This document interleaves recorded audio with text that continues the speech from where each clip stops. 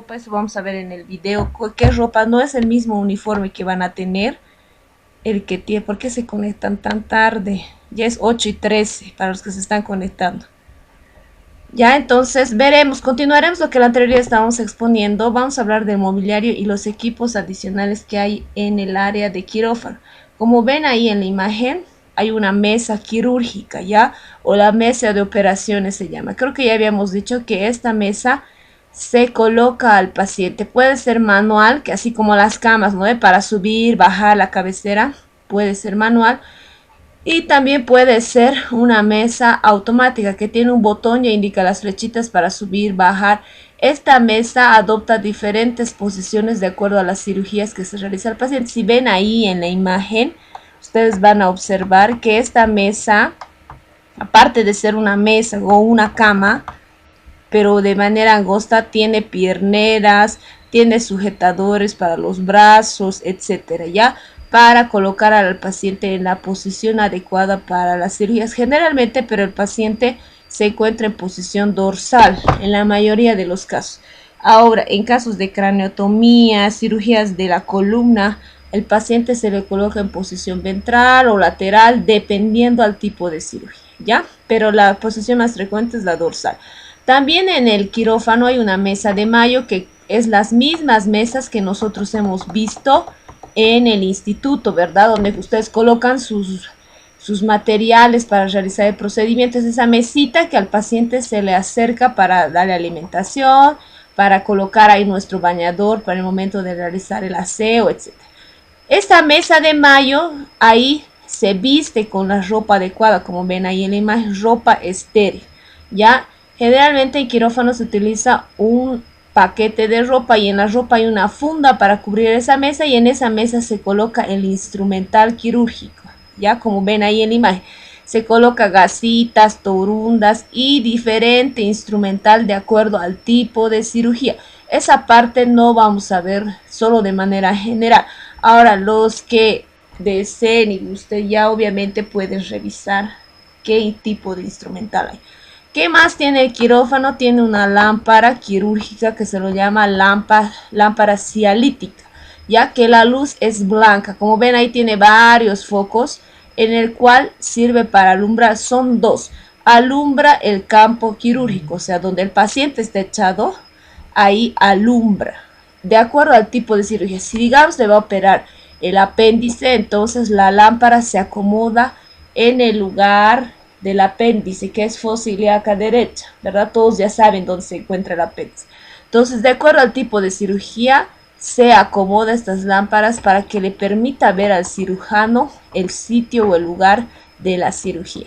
Ahora, en el quirófano debe ser un lugar, debe ser seguro para realizar el procedimiento quirúrgico. Para eso, como les estaba diciendo, se necesita ropa estéril, ¿ya? Como ven aquí, esta ropa tiene que ser a prueba de humedad, tiene que no tener pelusas y no tiene que ser inflamable, ¿ya? Esto es lo que ven aquí, es un armado de paquete de ropa estéril. ¿Qué quiere decir? Para la cirugía se necesita, además de batas para cada médico, se necesita 4 campos pequeños o medianos, un campo fenestrado o un poncho, ¿ya? Y se necesita también unas sábanas de pie, que son unas sábanas grandes para cubrir al paciente y cubrir el área donde se va a operar. Ahora, en el área de quirófano, una vez que se utilice ese instrumental médico, pinzas, etcétera, como ya algunas tienen, primero se tiene que hacer la limpieza de ese instrumental. Una vez que concluye la cirugía, se opera al paciente, el paciente sale a la sala de recuperación, se hace la limpieza y desinfección y por último la esterilización de ese instrumental para que se vuelva a usar. Ustedes han visto hasta ahora que la mayoría de las cosas, los guantes, etcétera, que hemos usado, se desechan, ¿verdad? Igual en quirófano los guantes se desechan. La ropa esa que les he mostrado, el paquete de ropa, no se desecha. ¿Ya por qué? Porque es de tela, de una tela especial. ¿Para qué? Para que resista a que se lo lave, se lo desinfecte y se vuelva a esterilizar. ¿ya? De igual manera, el instrumental no se bota, estas pinzas de acero inoxidable no se bota. Se hace la limpieza, ¿para qué? Para remover y eliminar todos esos agentes orgánicos, o sea, sangre, restos de tejidos, coágulos, secreciones que tenga ese instrumental, ¿ya? ¿Con qué se hace la desinfección? Primero se hace con un chorro de agua, como ven ahí, luego posteriormente de la limpieza se lo coloca a un detergente enzimático. ¿Qué es ese detergente enzimático? Es un líquido que se mezcla con agua, generalmente 5 cc por cada litro, en el cual nosotros sumergimos estas pincitas ahí, a ese recipiente, hacia las pinzas abiertas, y ese detergente enzimático desprende cualquier resto de sangre, tejido, o sea, se sale de la pinza, ¿ya? Después de eso se hace la desinfección. ¿Cómo se hace la desinfección? De ese material se lo coloca otra vez a detergente enzimático y se lo enjuaga y se lo seca, ¿ya? Ahora también hablando de la desinfección, en los quirófanos lo ideal cada fin de semana se debe realizar la desinfección, como están viendo ahí, de pisos, paredes, etcétera. Obviamente cuidando todos los equipos y el inmobiliario que hay en quirófano. Ahora, ¿qué pasa si la cirugía se contamina? Cuando una cirugía se contamina, cuando el paciente realiza deposición, o sea, se hace caca o se orina el paciente o vomita el paciente, ¿ya? Ahora, también hay cirugías contaminadas. ¿Por qué a esta hora se están conectando? ¿Por qué a esta hora tan tarde? Ya. Las cirugías contaminadas también pueden ser cirugías donde se va a manipular los intestinos. ¿Qué quiere decir? Y el paciente no se le coloca el enema, ¿ya? Entonces, al abrir, en cirugías generalmente de emergencia, al abrir el abdomen, se toca o se manipula las heces, entonces todo ese quirófano está contaminado. Ahora, cuando se va a hacer cirugías a pacientes con VIH, con tuberculosis, o en el caso de que los pacientes tengan COVID-19, se los considera como cirugías contaminadas. Para eso, esto lo que están viendo, la desinfección de pisos, paredes, de todas las superficies de la mesa, de la lámpara, etcétera, se debe realizar. Carmen Rodas, ¿por qué tan tarde, Carmen? Estás perjudicando la exposición. Ya no voy a aceptar a nadie más de los que se están conectando desde ahora, porque están perjudicando la exposición. Una vez que se realiza la descontaminación de ese quirófano por esas cirugías, se debe esterilizar tanto la ropa, el instrumental. Ahora, los materiales de plástico, por ejemplo, las sondas, etcétera, sondas, mangueras de aspiración, hay unas cánulas de aspiración que se llaman Jankower, las puntas nasales, las máscaras, etcétera, todo lo que es plástico no se esteriliza al autoclave.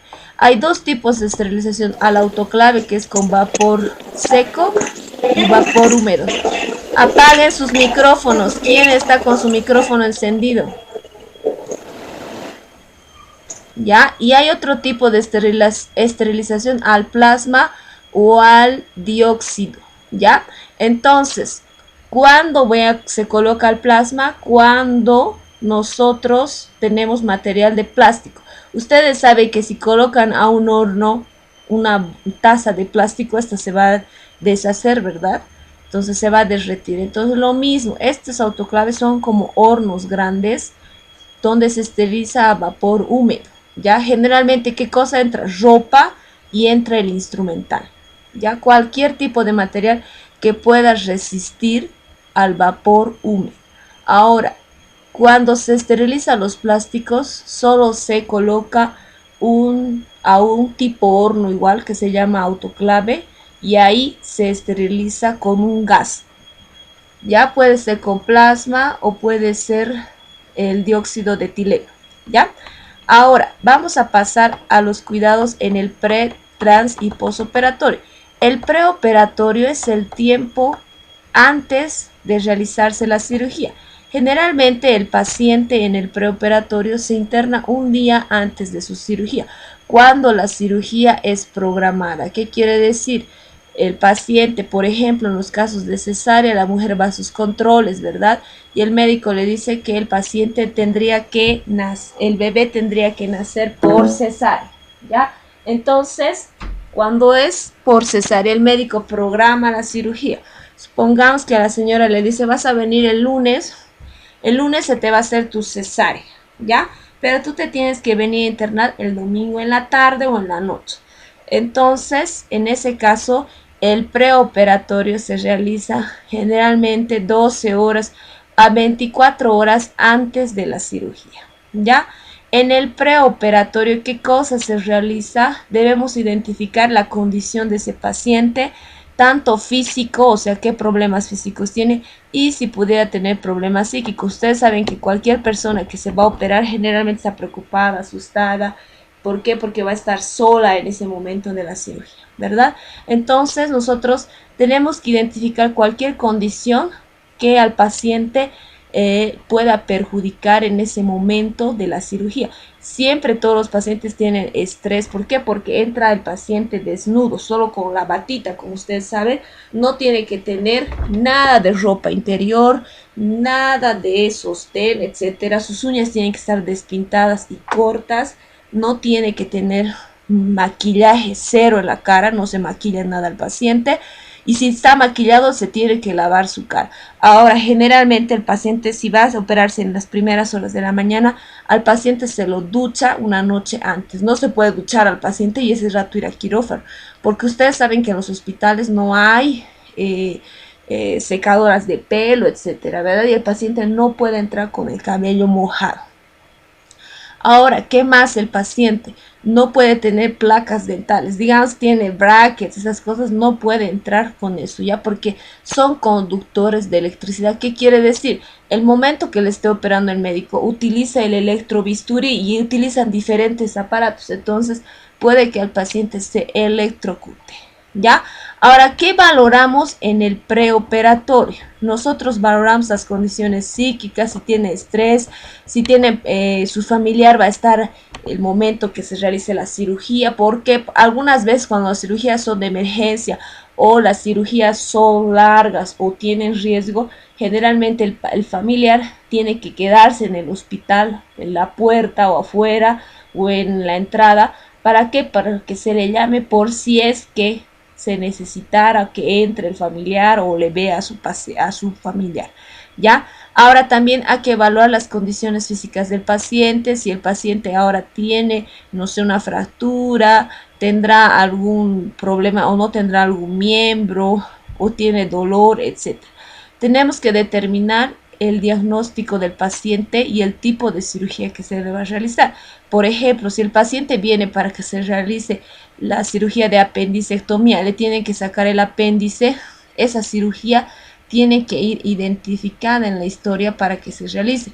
Porque ustedes han debido escuchar muchas veces, a veces el paciente entra para una cirugía y se le realiza otra. Como hay tanta cantidad de pacientes, generalmente el paciente cuando se está internando se le pregunta, ¿para qué se le está internando? ¿De qué le van a operar? Y el paciente tiene que saber de qué se va a operar. El paciente no tiene que decir, no, yo no sé, pero me van a operar no sé de qué. El paciente tiene que saber hasta el momento que se le acomoda en la mesa quirúrgica, tiene que saber de qué se le va a operar, qué tipo de cirugía. Y muchas veces los médicos le especifican, por ejemplo, les diré a ustedes, hay cirugías laparoscópicas y cirugías abiertas. Ya cuando el paciente tiene un apéndice, me imagino que saben qué es el apéndice, ¿verdad? Cuando el paciente tiene una apendicitis, el apéndice está inflamado, hay que sacarle ese apéndice y ese procedimiento se llama apendicectomía. ¿Ya? Ahora, puede ser abierta cuando se le hace una incisión, que de un costado de la cadera, o puede ser laparoscópica, ¿ya?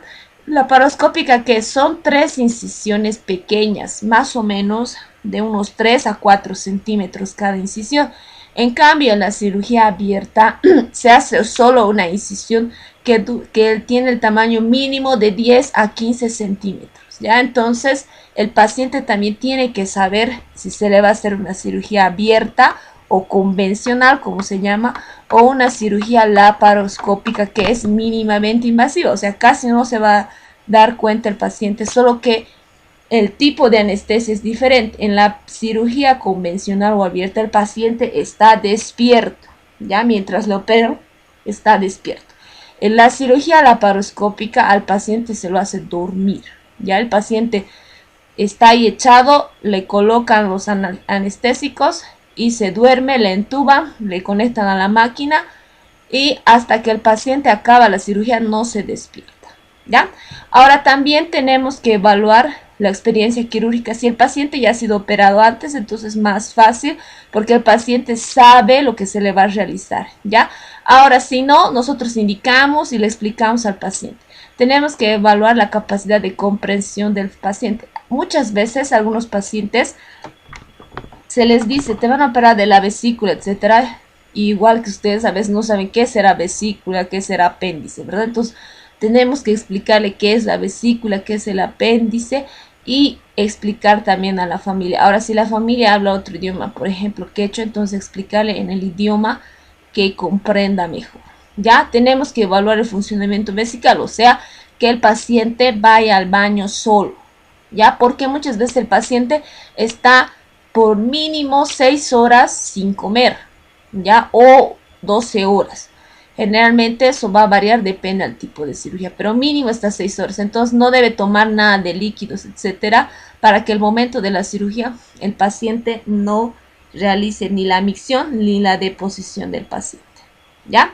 Ahora, también tenemos que averiguar con el paciente y la familia si tiene alérgicas a medicamentos o algún diferente tipo de antiséptico. Hay personas que son alérgicas al alcohol, personas alérgicas a los medicamentos, por ejemplo a la penicilina, al ketorol, etcétera. Entonces tenemos que saber para no administrarle esos medicamentos en el momento que se está operando ni durante su internación. Tenemos que valorar el estado de su piel, sus mucosas, el lugar que se va a operar.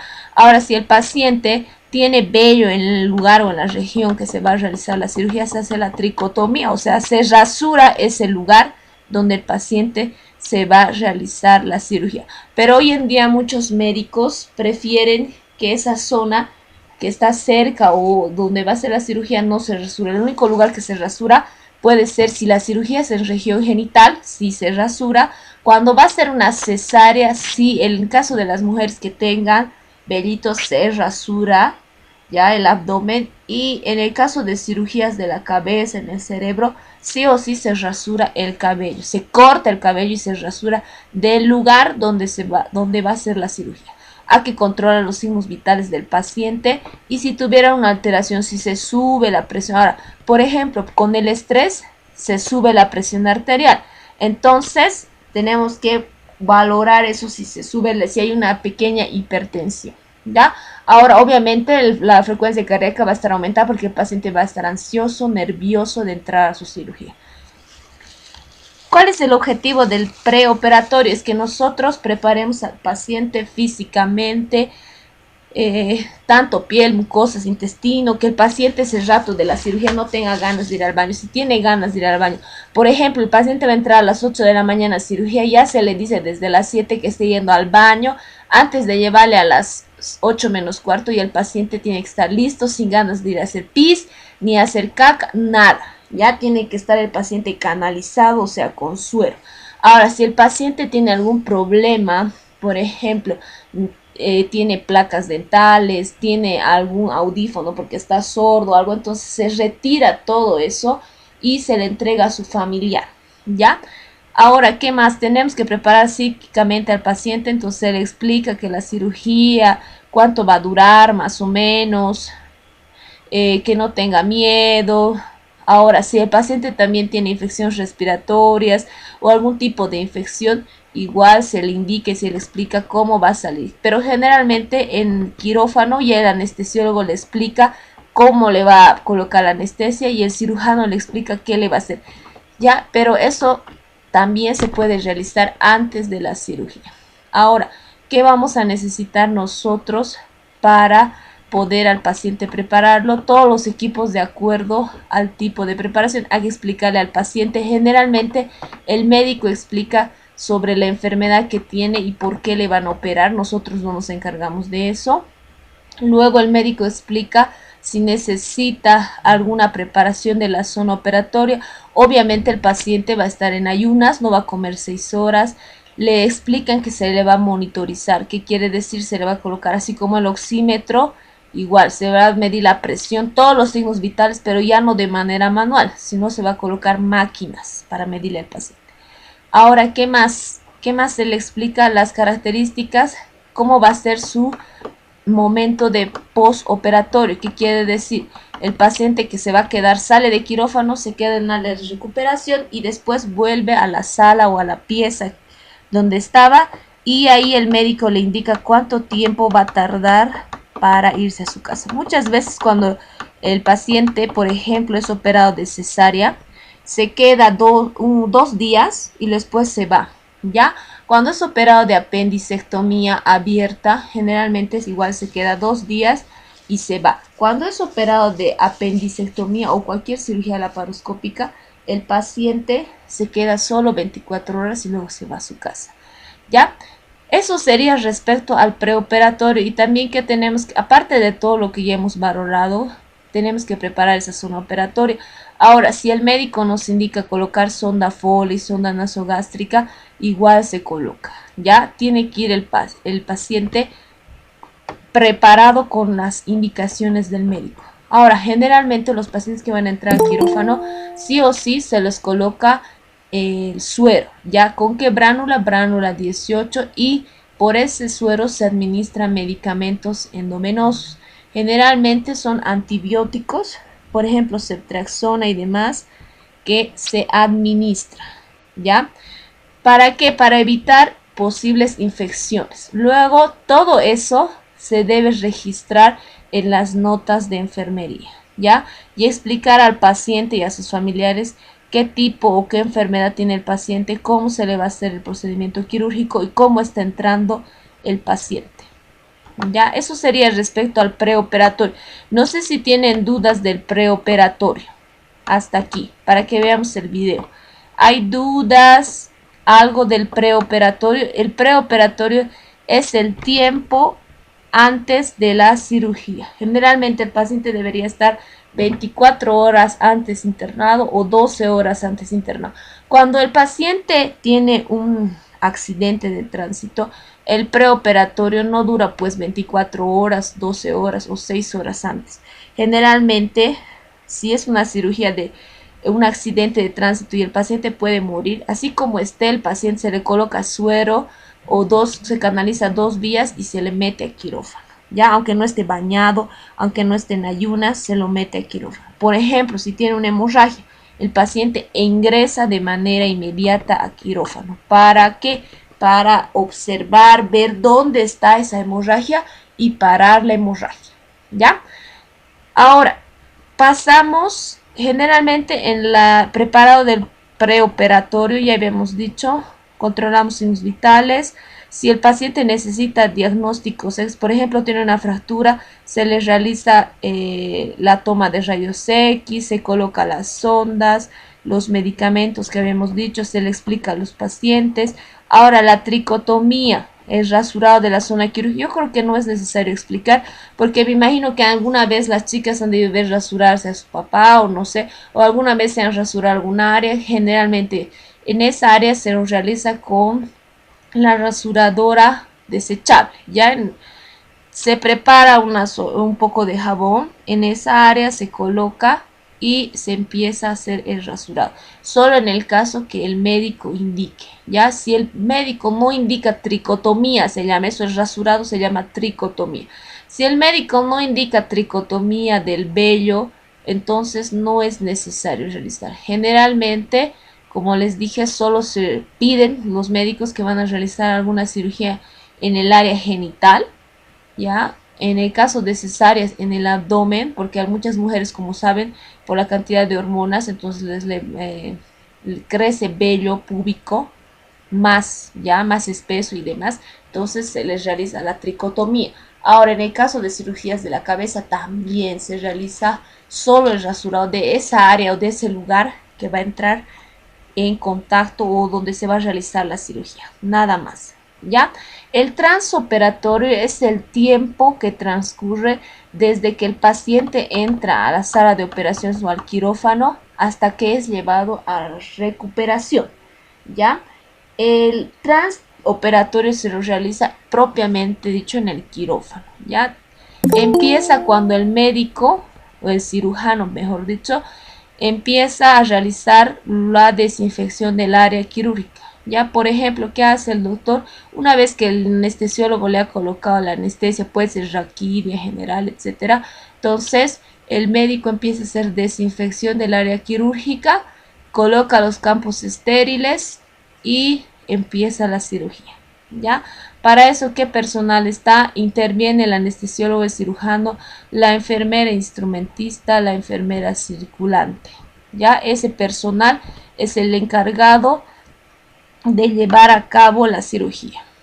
Una vez que se realiza la cirugía, al paciente se le explica los cuidados, si se le ha colocado sondas, si se le ha realizado lavados, dependiendo al tipo de cirugía, entonces se le explica al paciente qué cuidados debe tener. Muchas veces, a veces se le coloca al paciente ya en el quirófano la sonda Foley, o se lo coloca sonda nasogástrica, o se lo deja drenajes, entonces se le explica al paciente.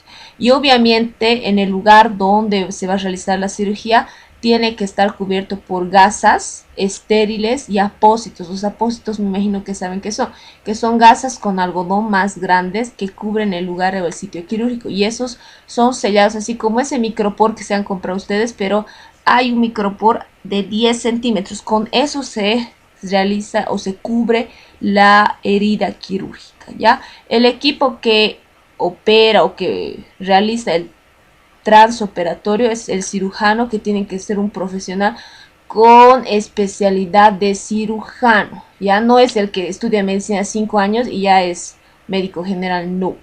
Ya ahora, el cirujano generalmente entra con su ayudante, ¿ya?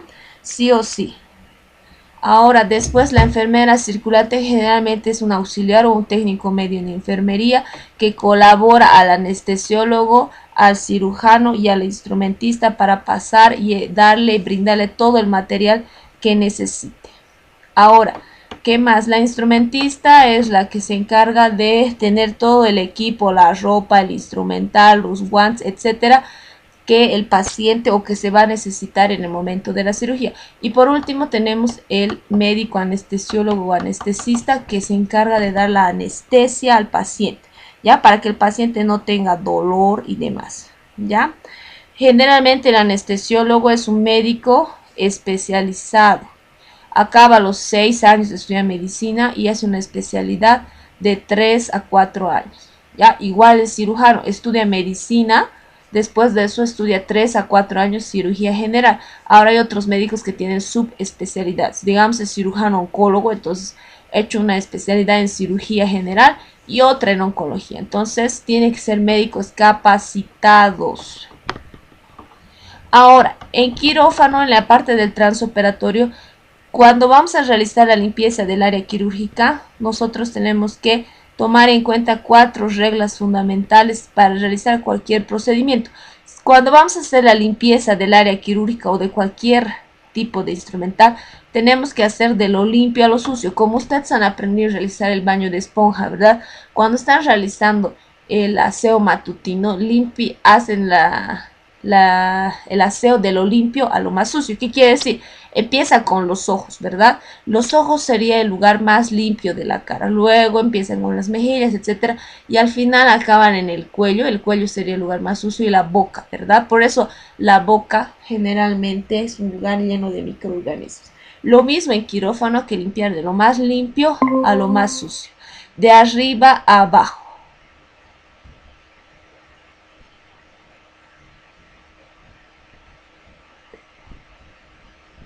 Otro tipo de regla fundamental que sería limpiar de arriba hacia abajo, para que por gravedad obviamente todos los microorganismos caigan a la parte de abajo o al piso, ¿verdad? Hay que hacer de lo distal a lo proximal. Por ejemplo, cuando realizan el baño de esponja, primero realizan el aseo del brazo que está cerca a ustedes. Eso se llama el el proximal, ¿ya? Y al distal. Ahora, del centro a la periferia, por ejemplo, cuando van a realizar la desinfección, se hace desde la parte interna hacia la de afuera. Ya esos son principios básicos que se utilizan en el momento de desinfección.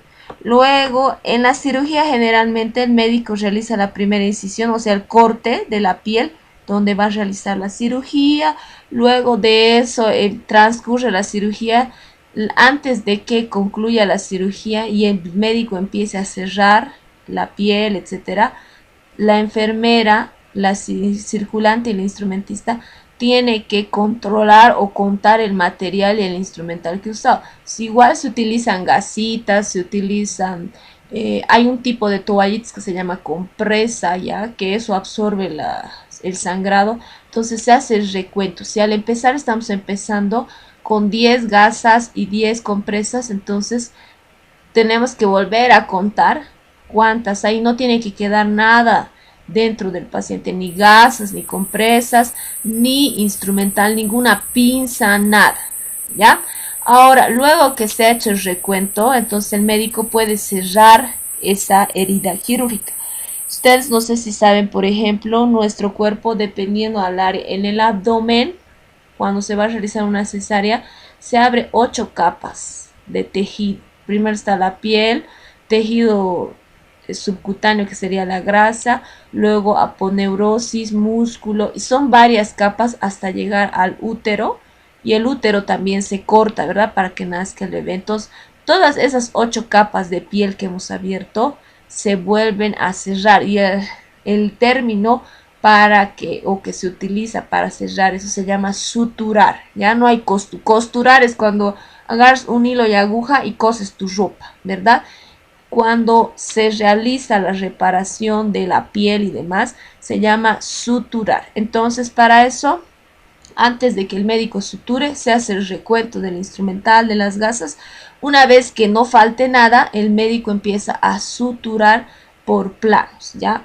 ¿Qué pasa si la instrumentista o alguien del equipo se olvida una gasita o una pinza? Entonces, como han visto seguro muchas veces, ocurre que puede que el paciente empiece a presentar tipo de reacciones, dolores, infecciones, etcétera. Ya no se puede eso desechar o dejar en el paciente.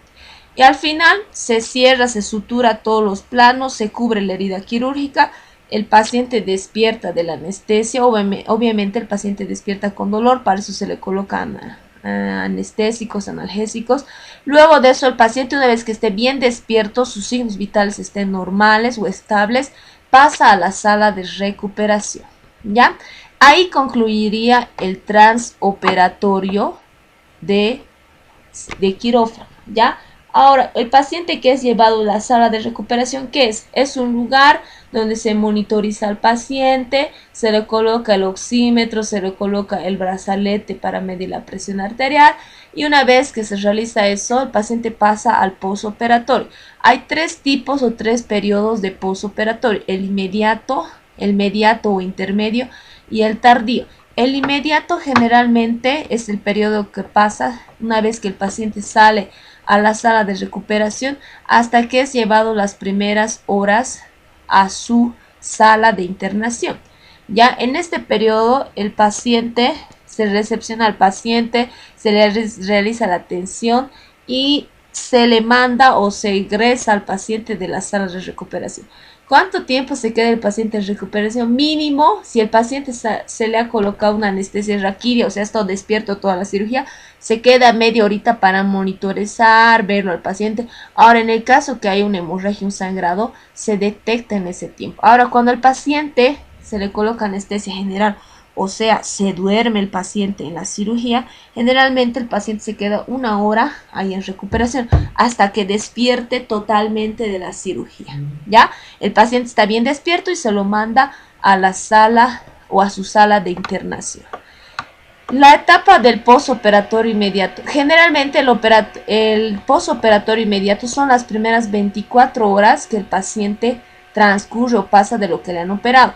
El posoperatorio tardío, intermedio o mediato se refiere al tiempo de convalecencia o la prealta del paciente que generalmente este periodo se realiza, ¿qué cosa? Se controla los signos vitales, se le administra suero si necesitara, se le administra sangre si el paciente ha perdido mucha sangre, más de 500 ml, entonces o sea, más de medio litro si el paciente pierde, entonces ya el médico indica que se le administre sangre, ¿ya?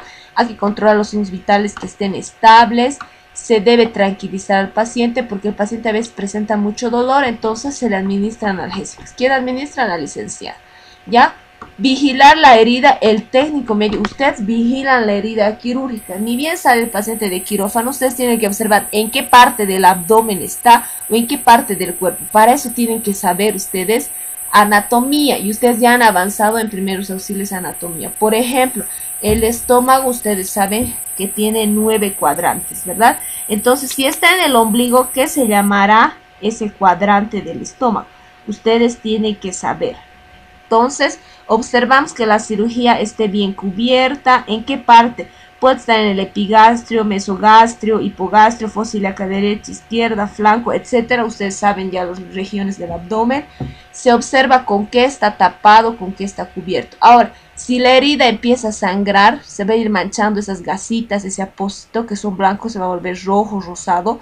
Entonces tenemos que informar inmediatamente porque puede que haya una hemorragia. Y si hay hemorragia, el médico tiene que estar enterado. ¿Para qué? Para que el paciente ingrese otra vez a quirófano y se busque dónde está haciendo o dónde está sangrando. Ahora, esa herida quirúrgica tiene que estar bien tapada, ya no tiene que haber ningún líquido, ningún olor anormal, ninguna secreción. Si es que hubiera, eso nos indica que se está llevando a cabo un proceso infeccioso, o sea que hay una complicación de esa cirugía, ¿ya? Eso se detecta en el postoperatorio inmediato. Generalmente dura después de un día del que el paciente ha sido operado hasta los 5 días a una semana. ¿Qué más? En algunos casos el paciente ya tendría que caminar. Por ejemplo, en el caso de cirugía del apéndice, de la vesícula, en la cesárea, el paciente ya después de las 24 horas de cirugía tiene que sí o sí estar caminando. Entonces tenemos que nosotros colaborarle, ayudarle al paciente para que camine. Eso se llama ambulación asistida. Ya tenemos que estar ahí con el paciente. Luego, proporcionar o colaborar en la dietoterapia. ¿Qué quiere decir? Cuando el paciente sale ese rato de quirófano, por lo menos 4 a 6 horas no tiene que comer nada. Y ahora, después de ese tiempo, el paciente ya puede ingerir alimentos, pero va a depender, como ya hemos visto, de las dietas de acuerdo al tipo de cirugía. Hay cirugías en el que cuando el paciente se realiza la cirugía de intestinos, el paciente hasta tarda 1 o 2 días tiene que estar sin comer, ¿ya? Atención en la diuresis, si el paciente no tiene sonda, entonces nosotros tenemos que pasarle pato, chata, como ayer ya han visto, porque el paciente no puede levantarse las primeras 24 horas de la cama. ¿Por qué? Porque esas 24 horas recién, o sea, cuando le han abierto el abdomen, entonces se le dificulta, le duele al paciente poder movilizarse, ¿ya? Ahora, tenemos que atender complicaciones. Si el paciente tiene náuseas, se le hincha el estómago o llega a vomitar, o por ejemplo su suero se tapa, etcétera, nosotros tenemos que realizar la atención de inmediata, ¿ya? Generalmente, ¿qué molestias tiene el paciente posoperatorias? Principalmente son náuseas y vómitos, que es lo normal. Para eso nosotros colocamos medicamentos, eso ya hace la licenciada, pero nosotros le damos una riñonera con una bolsita, y si el paciente dice estoy vomitando o nos llama por el timbre, ese rato tenemos que ir y atenderle y ayudarle y colocarle en posición lateral su cabeza para que no se broncoaspire, o sea, no se lo trague ese su vómito y vaya a su pulmón. Ya, ahora puede tener el paciente hipo, para esos casos se le da agua fría al paciente para que tome si está indicado. Para el dolor, la licenciada le administra analgésicos. Ahora, puede que el paciente esté estreñido y tenga gases. Para eso, nosotros con la dieta que nos va a dar el médico, eso ayuda a que el paciente pueda ir al baño y elimine los gases. También que el paciente vaya a caminar ayuda a que elimine los gases, ¿ya? Y la etapa del postoperatorio tardío, generalmente esta se da después de los 7 días de pasar la cirugía hasta 2 meses, ¿ya? O hasta 3 meses después. Entonces, ¿qué tenemos que explicar? Generalmente en esta etapa el paciente ya se va a su casa y debe tener algunos cuidados. Por ejemplo, si le han operado de la vesícula, y al paciente se le explica que ya no tiene que comer comidas grasosas, nada frito, no tomar Coca-Colas ni ningún tipo de gaseosas, y debe realizar actividad física. Ya, entonces todos los cuidados que dependan, por ejemplo, si un paciente le operan de una fractura, entonces se va con su yeso a su casa, ¿verdad? Ahora, no sé si tienen dudas hasta aquí, vamos a ver los videos de la atención en quirófano, ¿ya? Si no hay dudas, continuaremos porque tenemos el tiempo justo. ¿Se escucha? Me van a decir si se escucha, si se ve. Hola, buenas tardes. ¿Cuál es su nombre? Carla Jiménez Mellado. Ok, Carla Jiménez Mellado viene por el ICE. Por ver se escucha. Ya, esperen un ratito, voy a aumentar más volumen. Ya, escuchen, esta es la atención en el pre y transoperatorio de un paciente. Procedimiento de colestectomía, ¿sí? Pase por acá. Mire, le voy a dar una batita para que se la coloque, pase por la parte del biombo, se la pone y se retira objetos personales como aretes, anillos, pulseras, collares y ropa interior. Todo, por favor. ¿Sí? Se escucha entrecortado, dicen. Así es el video porque han grabado, chicas, o sea, con un celular. Ya, de todas maneras les voy a explicar mientras ellas van hablando. Se trata de una escenificación de una cirugía programada, que entra el paciente, entra, le colocan la bata, le sacan todos sus pertenencias y tiene anillo. Ahora, si el paciente viene con su celular, con sus anillos, etcétera, eso se entrega a su familiar, ya, porque en el hospital se puede cortar. Se le acomoda al paciente o se le asigna una cama, se pregunta todos sus datos del paciente, ya. Ahora ahí también se le pregunta si tiene alergias, etcétera, ¿verdad? Todo eso se registra en la historia de clínica, en las notas de enfermería, se controla los hospitales. Ahí, como han visto, hay pizarritas en los hospitales donde anotan su nombre, de qué se va a operar y qué médico le va a operar, ¿ya? Algunas veces en algunas clínicas les colocan identificación en su mano, otras no. Ahí ya se le explica al paciente que tiene que estar sin ropa interior, sin maquillaje, etcétera. Esa es la parte del preoperatorio. Luego se toma el peso, la talla. Ahora, si muchas veces los médicos indican que se le vende al paciente o se le realiza la tricotomía, entonces le hacemos el vendaje en miembros inferiores porque a veces la cirugía dura mucho tiempo, ¿ya? Entonces, solo ahí el video muestra que le están vendando, le van a colocar suero.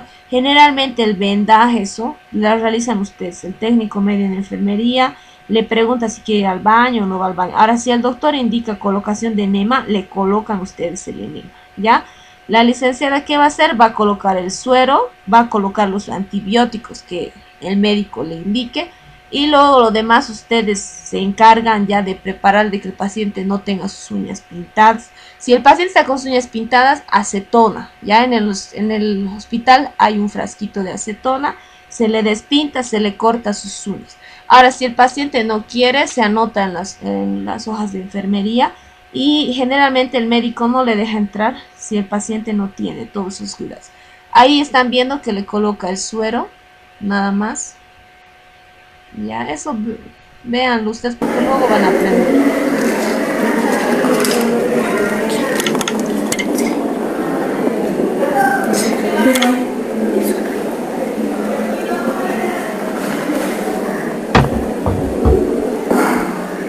Esta parte vamos a pasar ya, porque ahí está mostrando, pero yo me imagino que alguna vez han de ver o les han colocado suero. Si no les han colocado nunca, han visto, me imagino. Le colocan el suero para colocar ahí los antibióticos, ya se fija el suerito, etc. Generalmente tiene que ser un lugar donde no le interrumpa al paciente el momento de la cirugía. Le venda ahí los pies, como están viendo. Eso generalmente cuando la cirugía va a durar más de 2 horas, ¿ya? ¿Para qué? Para que ayude a que circule la sangre de los pies hacia arriba. El vendaje puede ser con vendas elásticas o, como ven ahí, venda de gases se llama eso, ¿ya? Dependiendo al médico. Generalmente lo que yo veo en todo lado es con venda elástica, que es color piel. Ya se le venda los pies y una vez vendado se fija esa bendita, se lleva al paciente ya en la hora indicada. Si la cirugía es a las 8, ya yo 8 menos cuarto menos 20 tengo que estar pasándole al paciente a la camilla.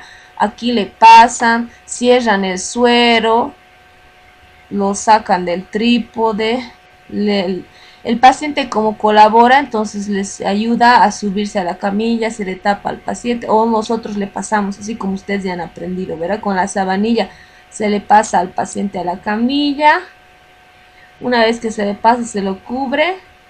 Ahora si requiere el paciente, se coloca sí o sí las barandillas que deberían colocar ahí y se lo transporta con su historia clínica y con todo lo que el médico ha requerido, se lo lleva a ese paciente al servicio de quirófano. En quirófano, las enfermeras ya vestidas con la pijama, etcétera, reciben al paciente en otra camilla.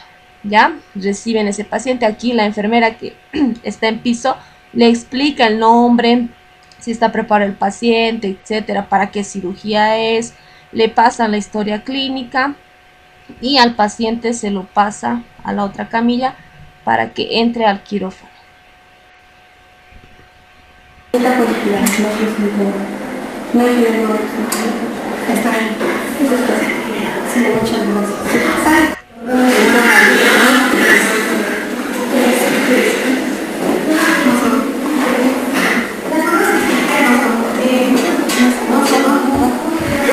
Señorita Verónica, en unos momentos vamos a entrar a la área quirúrgica y ya está el equipo de cirugía para poder comenzar con la cirugía.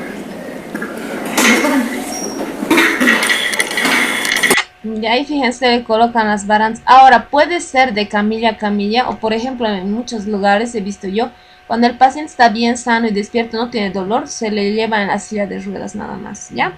Y aquí le están metiendo al quirófano. Aquí, ¿qué está mal? Esta mesa, la mesa quirúrgica, debería tener un hule, así como es, como ustedes conocen, grande, que cubra toda la mesa y cubierto de una sabanilla. Ya, porque este lugar es frío, todo el quirófano es frío y el paciente está solo con su batita, porque ahorita no tiene que estar con nada de ropas interiores, sostenes, nada, ni reloj, nada. Su celular también se queda en su sala o se da a su familiar. Ya se pasa al paciente a la mesa quirúrgica, se lo acomoda al paciente, se cuelga el suero y se espera que venga el anestesiólogo para dar la anestesia de acuerdo al tipo de cirugía que se le va a realizar al paciente. Esta camilla sale y se cubre al paciente con una sabanilla, nada más esperando a que el médico venga. Al paciente que está en el quirófano no se le pone frazada, nada, solo se le cubre con sabanilla.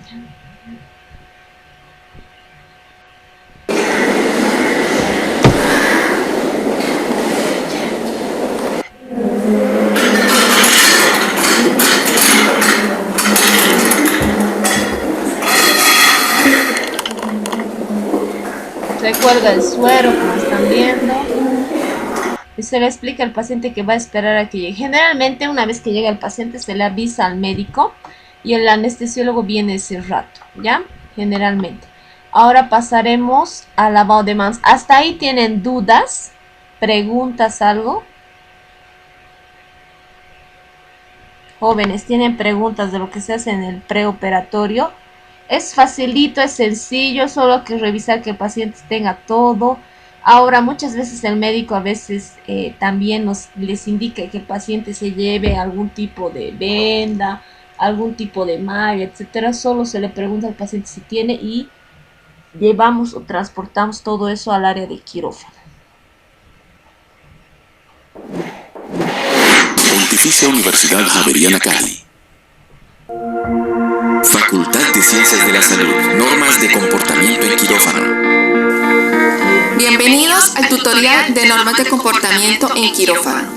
El objetivo de este tutorial es brindar las herramientas necesarias para el desenvolvimiento en salas de cirugía, identificar los requerimientos para ingresar a un quirófano y evitar acciones inseguras que nos llevan a cometer errores. ¿Qué se busca en un quirófano? Establecer parámetros que disminuyan los factores de contaminación en salas de cirugía. ¿Cómo lo logramos? cumpliendo con las normas de asepsia y antisepsia. ¿Qué debemos hacer? Debemos empezar por el reconocimiento de las normas para ingresar a un quirófano. Las áreas están delimitadas por franjas de colores, las cuales nos muestran dónde estamos. Área verde, que es de acceso permitido con ropa de calle. Allí encontramos los vestidores, recepción de pacientes, área de descanso, baños, cuartos de aseo, recuperación de pacientes. Área amarilla. Es indispensable el uso de ropa quirúrgica. Allí encontramos los lavamanos quirúrgicos, depósitos de instrumental estéril y de medicamentos. Área roja es el quirófano propiamente dicho. Requerimientos para ingreso al quirófano. Las joyas como cadenas, aretes, pulseras, relojes, anillos deben ser retirados y guardados en un sitio seguro. Las uñas deben ser cortas y sin esmalte. Su extensión no puede sobrepasar 0.5 centímetros de largo. No uñas postizas ni extensiones. Las manos y antebrazos deben estar libres de lesiones cutáneas. No está permitido el ingreso de bolsos, maletines o cualquier otro elemento que constituya una fuente de contaminación para el área quirúrgica. Se debe retirar la ropa con la que ingresa y vestir la ropa de dotación por la institución, que es limpio y exclusivo para el área de cirugía. Ya, aquí les está indicando nosotros como personas de salud qué ropa tenemos que tener, porque hace rato hemos visto para el paciente, cómo entra, etcétera, ¿verdad? El personal de enfermería que va a entrar al área de quirófano no tiene que venir con su pijama desde su casa o cambiarse en el baño del hospital. Tiene áreas de vestidores que están al lado de quirófano. Ahí se realiza el cambio de la ropa de calle por la ropa o el pijama quirúrgico que ahora les va a mostrar. Esta ropa se llama ropa de mallo. Su objetivo es que actúe como una barrera para evitar la diseminación de microorganismos hacia el paciente y a la vez al personal, que consta de un pantalón largo, amplio, cómodo, con cinta para amarrar o de resorte, camisa amplia, cómoda, con mangas cortas, cuello en V y debe portarse dentro del pantalón. No es permitido el uso de ropa personal debajo de la ropa quirúrgica. Por favor, retírela. Los zapatos usados en cirugía también deben ser exclusivos del área, deben ser de fácil lavado, duro, sin perforaciones, no tela. Polainas o cubrezapatos que deben ser desechables protegen nuestros zapatos de fluidos del paciente. Gorro. Este debe ser desechable y debe cubrir todo el cabello. Tapabocas. Debe cubrir toda la nariz y boca. Lo ideal es que sea uno por procedimiento. Gafas de protección. Deben tener un cubrimiento por todos los lados. Es tan importante hacerse un adecuado lavado de manos como hacerlo con la técnica correcta. Como se puede apreciar en la imagen, el área que se suele obtener un lavado más deficiente es de color rojo. La de color azul es un lavado medio y el área verde es la que suele lavarse bien. El objetivo del lavado quirúrgico es reducir la mayor cantidad posible de flora bacteriana de manos y antebrazos.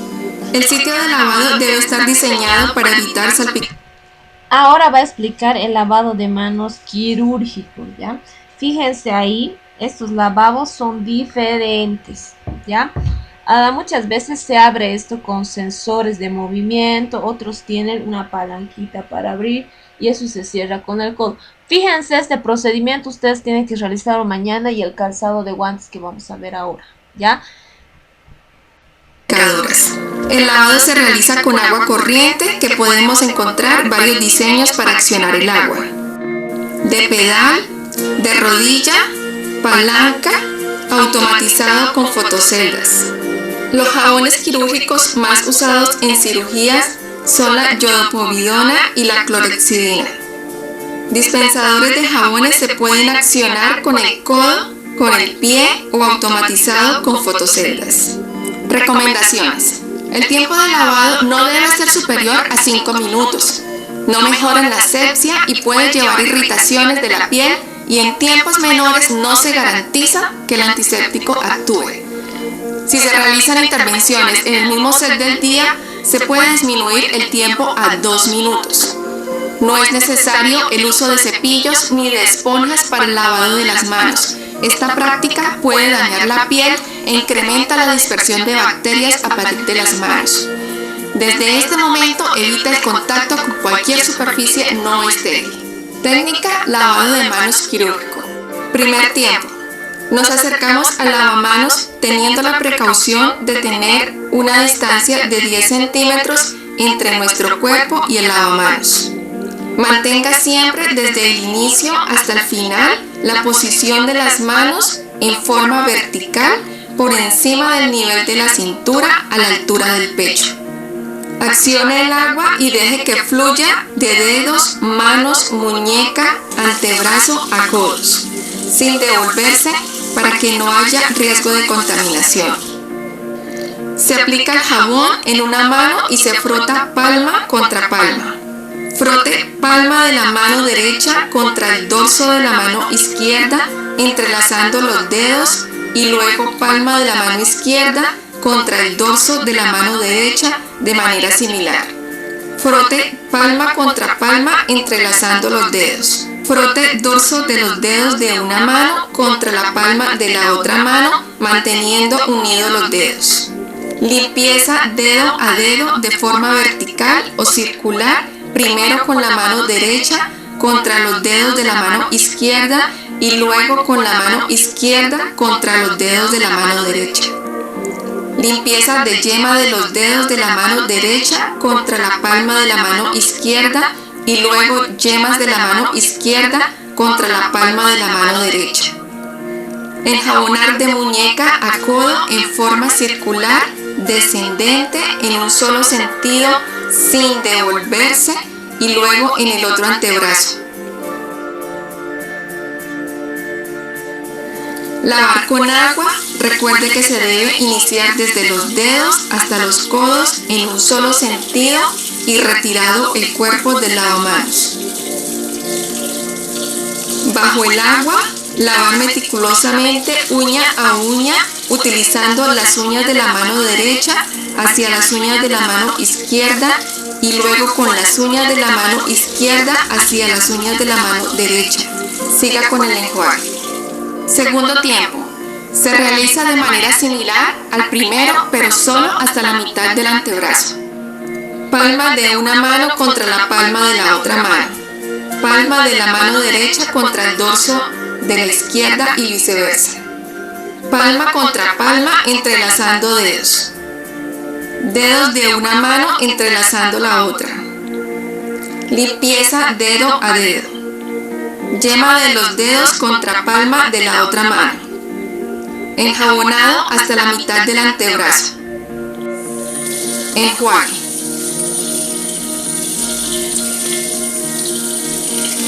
Tercer tiempo. Finalmente se realiza el mismo lavado, pero solo hasta las muñecas.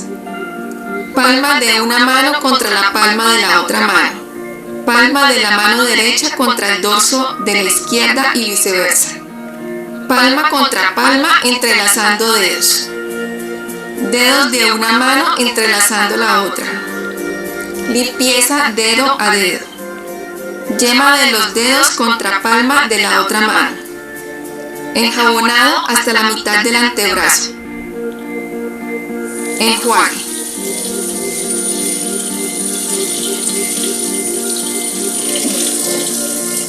Después del lavado, diríjase al quirófano siempre con la posición de sus brazos frente a usted. No bajar los brazos, no sacudir las manos, no tocar ningún elemento. Las puertas de los quirófanos se abren de espalda o con la cadera. No utilice las manos. Si accidentalmente toca una superficie no estéril, debe empezar el proceso de lavado de nuevo. Hay otra forma de desinfectar las manos y es usando el Ava-Gar. Ava-Gar es un antiséptico para el lavado de manos quirúrgico sin enjuague, aprobado por la FDA, que contiene 2 ingredientes activos. 1. Gluconato de clorhexidina al 1% y 2. Alcohol etílico al 61%, cubriendo un amplio espectro de microorganismos. Tiene una formulación con emolientes que ayudan a la resequedad de las manos. Este antiséptico se puede utilizar en cualquier lavado del día. No se utiliza agua, pero es indispensable tener las manos limpias y secas, es decir, debemos hacer un lavado clínico previo.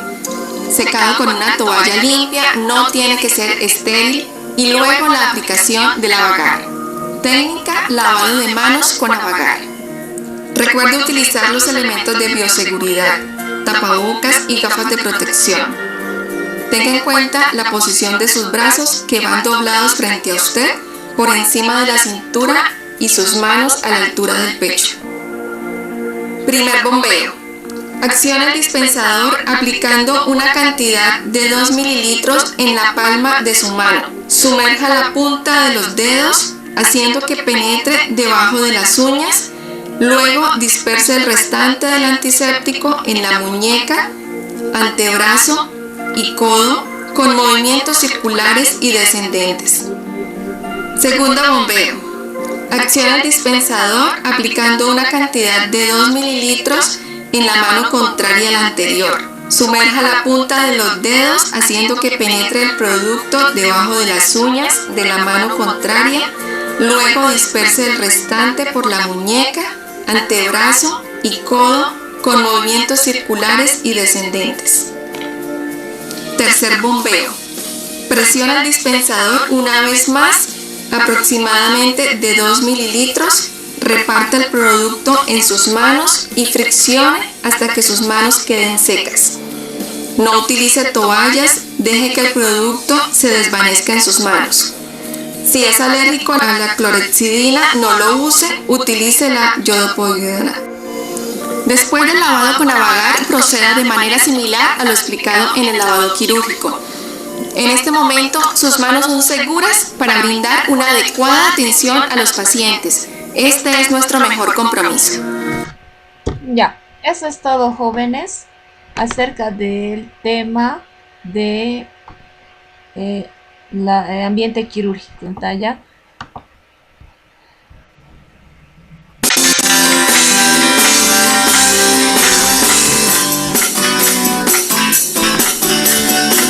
Colocar los guantes estériles en el campo estéril de la mesa. Abrir el envoltorio como si se tratase de un libro. Coger el envoltorio por las puntas para poder abrirlo, sin tocar los guantes del interior. Los guantes vienen doblados sobre sí mismos para no tocar la zona que estará en contacto con el paciente. Coger por la zona más próxima e introducir la mano correspondiente. Una vez introducida la mano, colocar el guante sin terminar de estirarlo. Introducir los dedos en el segundo guante como se aprecia, para no contaminar el guante colocado. Proceder a colocar el segundo guante estirándolo por completo. Estirar por completo el primer guante por el doblez, para no contaminar los guantes. Guantes correctamente colocados. Eso sería todo, jóvenes. Ya no sé si hay dudas para pasar con el grupo del tema número 14. ¿Hay dudas, preguntas?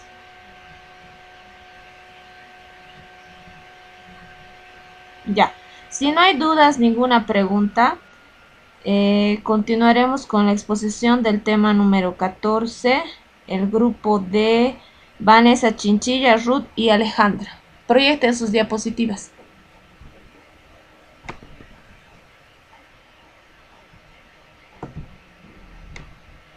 Oxigenoterapia. El oxígeno es esencial para el funcionamiento celular. Una oxigenación suficiente conduce a la destrucción celular y a la muerte. Los órganos más susceptibles a la falta de oxígeno son el cerebro, las glándulas suprarrenales, el corazón, los riñones y el hígado. Los objetivos de oxigenoterapia son tratar la hipoxemia. ¿Qué es la hipoxemia? La hipoxemia es causada por falta de oxígeno en los tejidos y los órganos.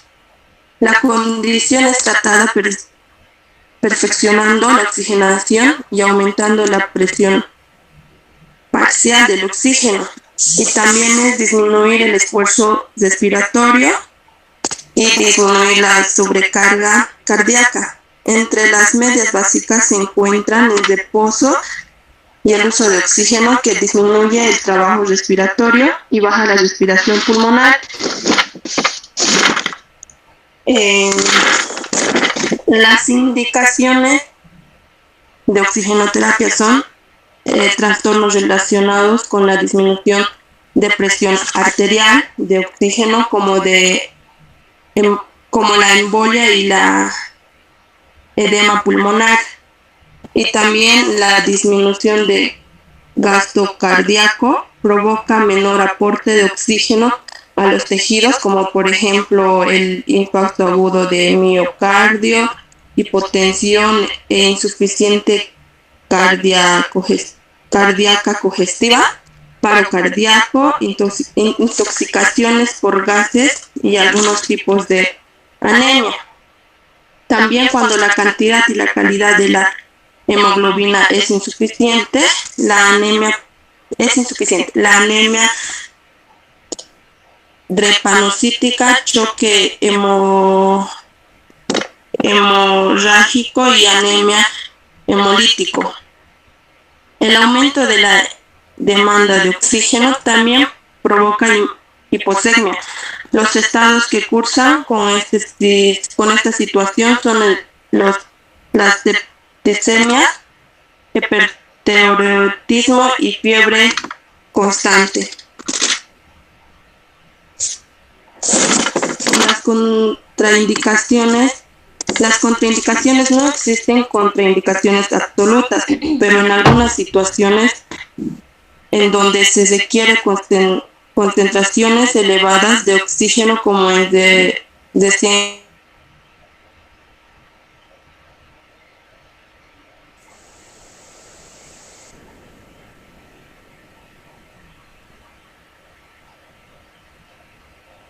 tres tipos de sistema de oxigenoterapia, que son flujo bajo, flujo alto, flujo mixto. Flujo bajo permite disponer desde concentraciones bajas de oxígeno y a concentraciones altas, pero lo llevan a cabo con fluidos inferiores a las demandas del paciente. Cualquier concentración del oxígeno entre el 21 y el 80% pueden ser administradas por este sistema. Eso sería todo, Liz. Y tengo un video más para... Esa es toda la exposición, solo tú. ¿Y las demás dónde están? Las demás que continúen la exposición de tu grupo. Sí, le toca a Vanessa. Ya, que continúe.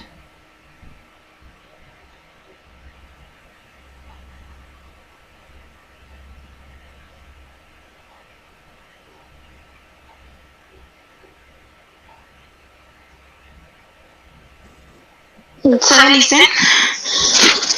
Sí.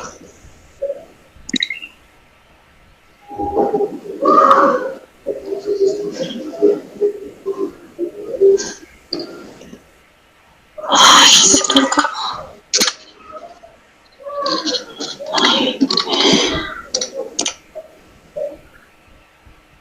Las tres funciones se dividen en flujo bajo, flujo alto, flujo mixto. En la oxigenoterapia, en el sistema oxigenoterapia existen tres principales para proporcionar el oxígeno. Se define como oxigenoterapia al uso terapéutico del oxígeno, siendo parte fundamental de la terapia respiratoria. 2. Debe prescribirse fundamentado en razones válidas y administrables con forma corta y segura como cualquier otra droga. Sistema de alto flujo y bajo flujo. Sistema de alto flujo. Los sistemas de alto flujo deben ser capaces de alcanzar el flujo respiratorio para el paciente, de garantizar el ácido. 2. Consiste en forma tal que el flujo, factor más importante. El sistema bajo. Se utiliza en el sistema bajo, en el paciente respira ambiente o en el oxígeno para el sistema sea eficaz. El paciente debe ser capaz de mantener un volumen corriente normal para tener un patrón respiratorio normal y ser capaz de poseer. ¿Cuál se pone? La mascarilla canual nasal, mascarilla simple, mascarilla reservatorio. En el sistema mixto y otros tipos de sistema, podemos ver la administración de mascarilla que pertenece para utilizar sistema bajo y alto flujo. Tenemos campana de H2O, tubo de sistema T, entiendo O02, respiratorios comprensivas positivas interminante, oxigenoterapia y PERVI. En las características generales de flujo mixto de perfusional, laterales, cintas elásticas, tira metálica adoptable. Funcionamiento. Salidas del aire respiratorio, ajustes de mascarilla, adoptar la mascarilla a forma de la nariz. Mi compañera va a seguir con la mascarilla simple.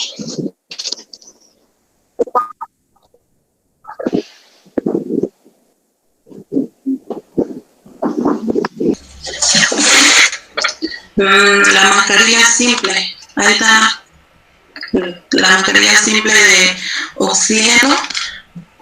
Ahí está 4 formas como colocar el oxígeno y la mascarilla.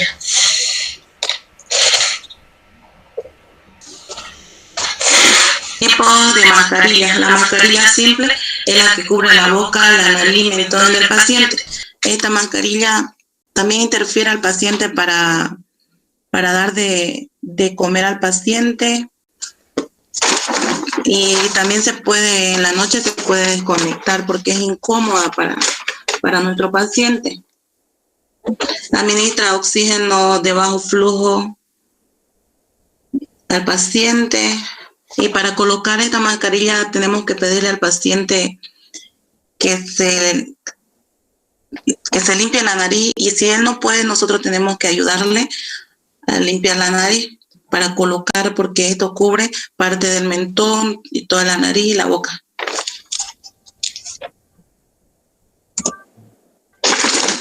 La mascarilla con reservorio. Esta es una mascarilla simple con una bolsa.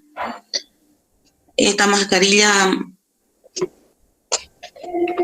dentro de los sistemas de bajo flujo, es la que más concentración de oxígeno proporciona.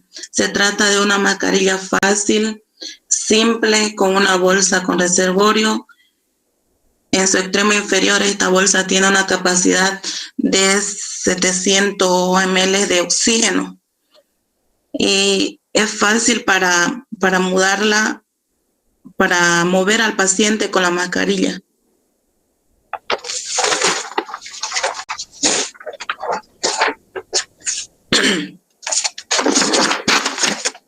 Y las ventajas que tiene esta mascarilla: no es invasiva, es bien útil y se utiliza en situaciones de emergencia.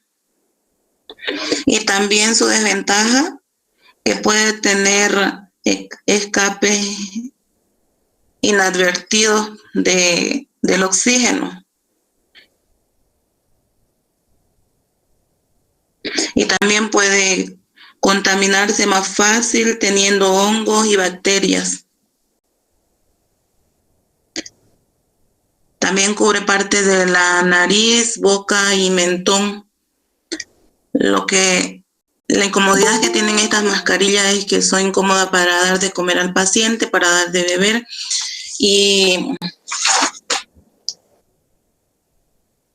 son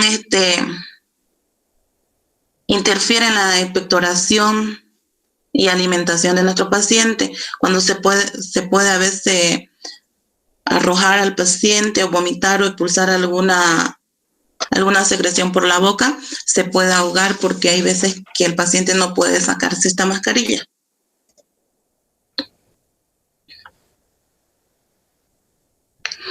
La administración de oxigenoterapia mediante puntas nasales. Estas mascarillas de oxígeno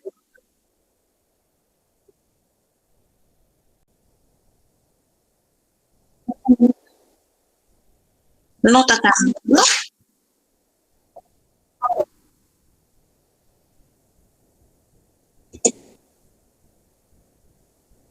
Yo voy a ver, Lice, no sé qué pasó y aquí estoy cambiando.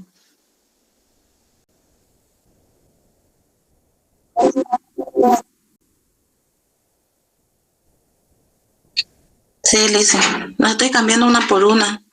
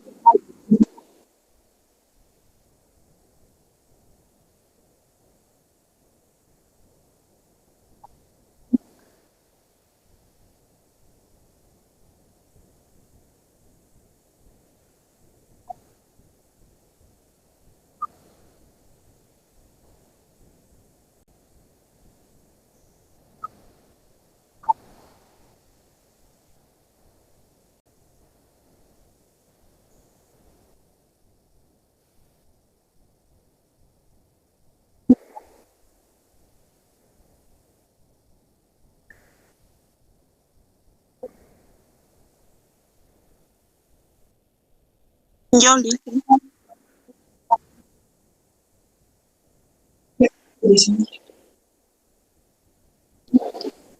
Sale.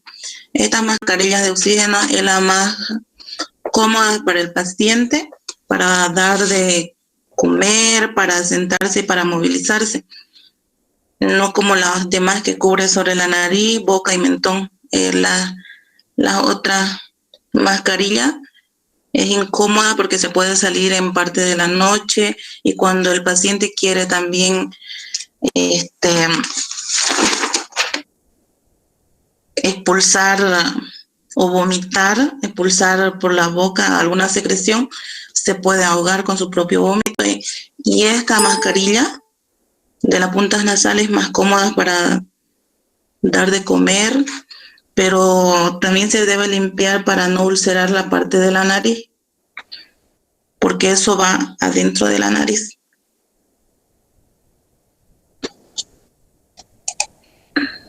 ¿Se ve la otra, Lice?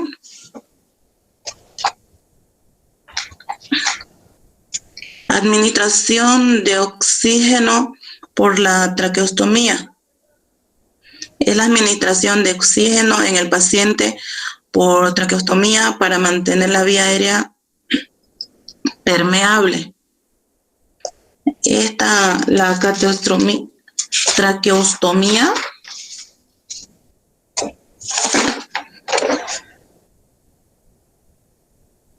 el método para la administración de oxígeno a los pacientes con traqueostomía es algo similar, pero su estoma de cuello es generalmente no permanente. Cilindro, etcétera, que nos va a proporcionar oxígeno para nuestro paciente.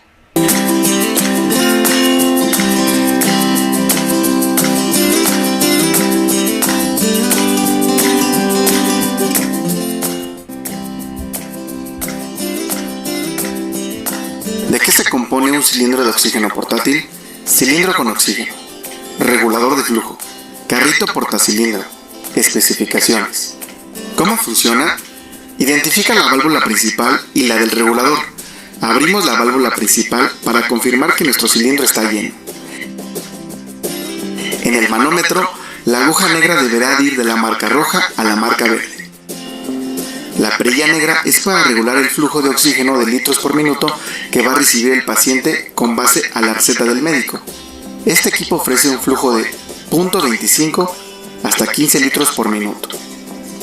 Accesorios indispensables para el uso del cilindro de oxígeno portátil: vaso humidificador, cánula nasal, agua desmineralizada inframédica, cofre adaptador de oxígeno mejor conocido como colita de ratón. Coloca el cilindro portátil en un lugar fijo y de manera vertical.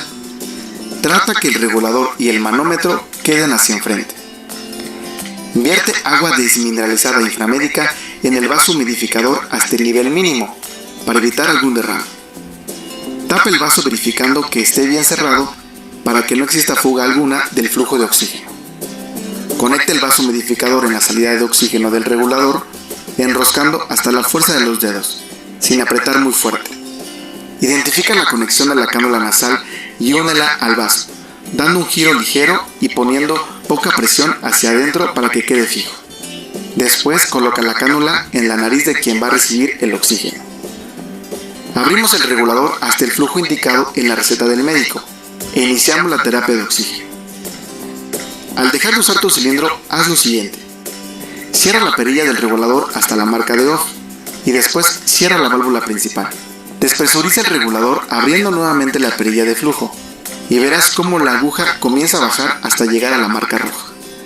Después regresa la perilla a la marca off y guarda tu cilindro en un sitio seguro. Si al abrir la válvula principal la aguja no sube, significa que el cilindro está vacío y que necesita recargarse.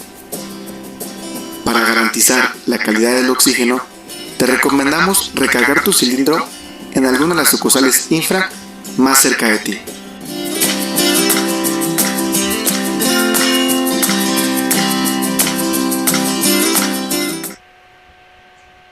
Ya. Entonces ya hemos visto cómo manejar el tubo de oxígeno y todo lo que tiene, ¿ya? Hola, ahora vamos soy a el ver. doctor Guillermo. Ahora vamos a ver cómo se administra oxígeno por puntas nasales, por la máscara de reservorio. Básicamente la manera como se administra es la misma, lo único que se cambia, ya sea las puntas nasales o el humidificador, se conecta al tubo de oxígeno. Ya muchas veces en los hospitales, como en el último video que vamos a ver, viene ya el oxígeno conectado a la pared, no necesitamos ese tubo o ese cilindro, ya muchas veces. Entonces nosotros nos vamos a adaptar a lo que veamos en los hospitales que van a usar esa práctica. Hasta donde yo tengo entendido, el único hospital donde ya tiene adaptado en la pared el tubo, el oxígeno, es la clínica Aranjuez. Los demás manejan así en un tubo grande de oxígeno que es color verde, ¿no ve? Así como las garrafas, pero es más grande, más delgado. Ya, entonces vamos a ver cómo se colocan las puntas nasales y la máscara facial. Hola, soy la profesora titular de la Cátedra de Enfermería del Adulto y del Anciano, licenciada Graciela Muratore, de la Escuela de Enfermería de la Universidad Nacional de Córdoba. A continuación, desarrollarán los estudiantes de nuestra cátedra los diferentes procedimientos correspondientes a dicha materia. Muchas gracias.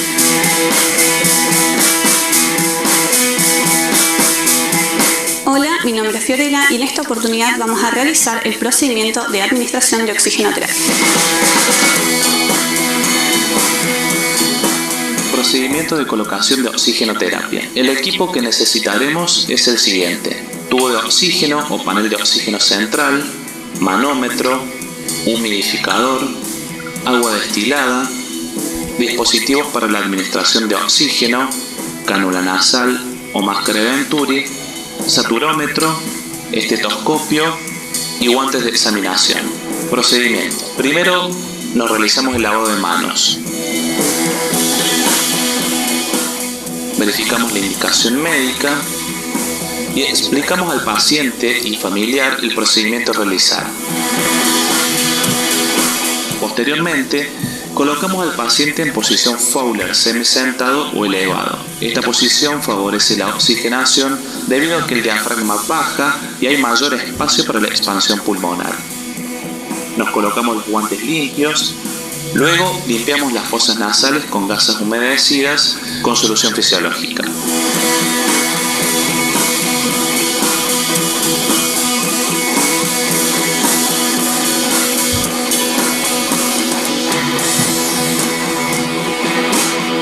Luego adaptamos el humidificador al manómetro del tubo de oxígeno. Previamente se debe haber colocado agua destilada en el vaso del humidificador. Abrimos la llave del manómetro y regulamos el número de litros indicados. Observamos que el agua en el humidificador esté burbujeando. Colocamos al paciente la cánula nasal o la máscara de Venturi según corresponda.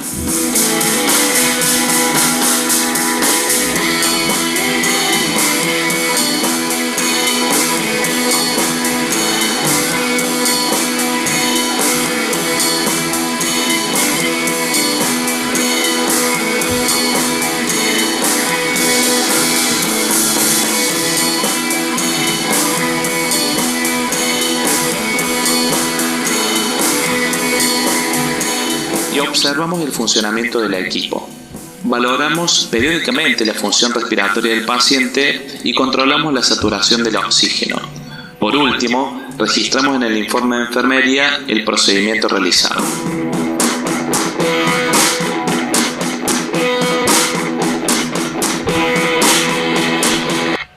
Ya, por último vamos a ver la administración de oxígeno por la mascarilla con reservorio, que es una bolsita, ¿ya?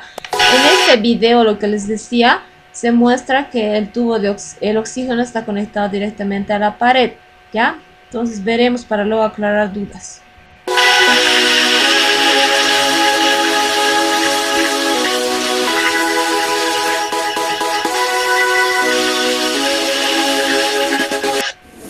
Los materiales necesarios para realizar el procedimiento son mascarilla con reservorio, saturómetro, frasco humidificador con agua bidestilada, las tórulas, nuestra red de oxígeno que cuenta con flujómetro y manómetro.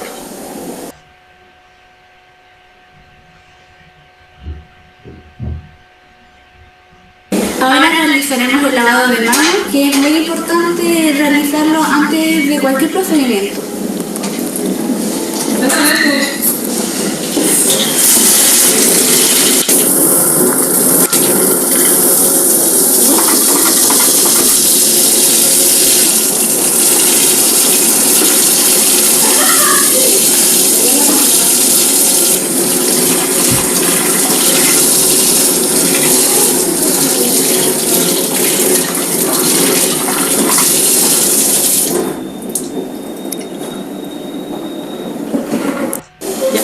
El primer paso para comenzar la oxigenoterapia es ir a verificar que la saturación de oxígeno del paciente esté entre los rangos esperados, que esto sería 97 a 100, siempre y cuando respetando los derechos y deberes del paciente, saludándolo cordialmente y prestándole una buena atención médica.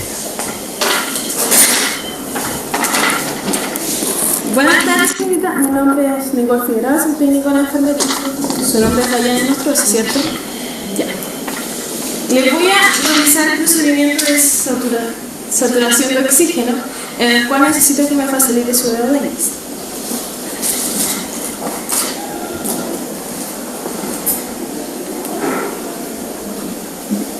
Eso.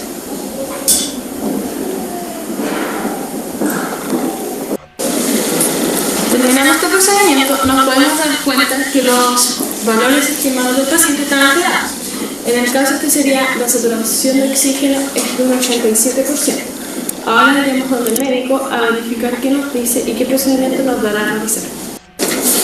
Buenas tardes, doctora Sánchez. Fui a la paciente de Diana Nostroza, que está en la cama número 10, y le tomé la saturación de oxígeno, en la cual esta salió alterada dando un valor de 87%. Necesito que me firme inmediatamente con usted. Ahora te comento. Según la indicación médica de la doctora, indicó que le administrara al paciente oxígeno al 90% con FIO2 y mascarilla con reservorio, necesitando los materiales que le habíamos mostrado. Ya le unió los materiales, que son el frasco humidificador, la mascarilla con reservorio y los cables de conexión de oxígeno. Vamos a ir al paciente a explicar el procedimiento a realizar.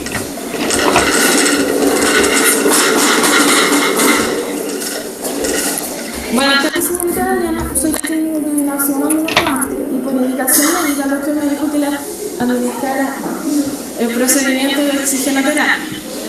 Debido a que su saturación de oxígeno salió al 87% y le falta, tiene dificultades en respirar.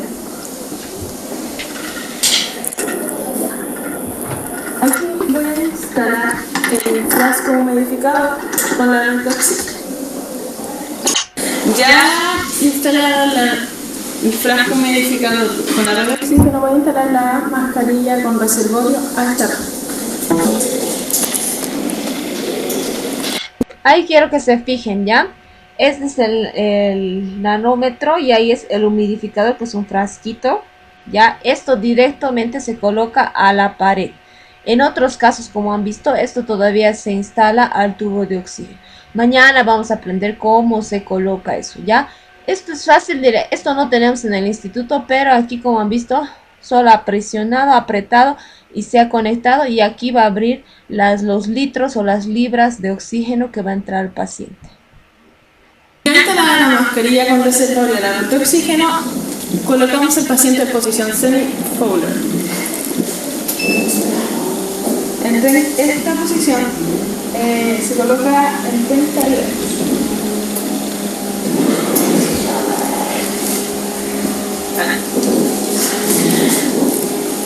Ahora nos toca ajustar el flujómetro a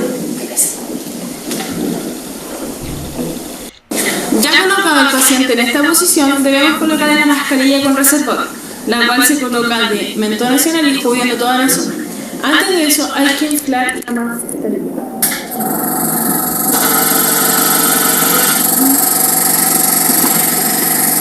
Ahora que comprobamos que la mascarilla está 100% inflada y no tiene ninguna imperfección, se la colocamos al paciente. Permiso. Bien. Como verán, esto no debe tener ningún orificio y debe cubrir todo para que así el paciente pueda inspirar sin que se le exhala. Una vez que comprobamos que el paciente está funcionando bien el procedimiento, le volvemos a tomar la saturación para ver que los valores estén de forma correcta.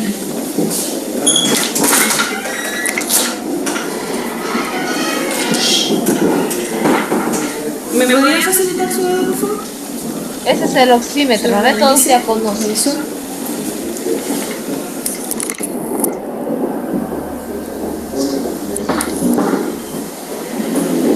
Una vez que verificamos la saturación del paciente nuevamente y vemos que está entre los rangos normales, se le da aviso al doctor para ver qué hacer con el procedimiento. Ya. Eso sería todo, jóvenes, respecto a los procedimientos que vamos a hacer.